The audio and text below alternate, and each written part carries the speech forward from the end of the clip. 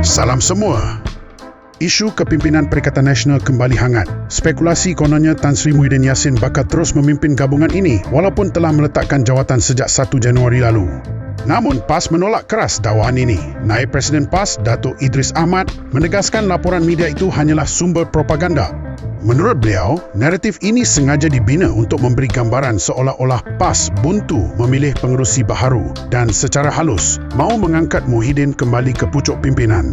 Sementara itu, Presiden PAS, Tan Sri Abdul Hadi Awang, menegaskan dakwaan Muhyiddin kekal sebagai pengerusi adalah tidak berasas.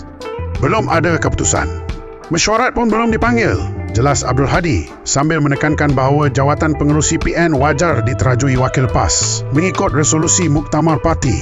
Setakat ini, tarikh mesyuarat rasmi PN untuk membincangkan pelantikan kepimpinan baharu masih belum diumumkan. Kenyataan kepimpinan PAS ini jelas menolak propaganda yang cuba meletakkan Muhyiddin terus di pucuk pimpinan.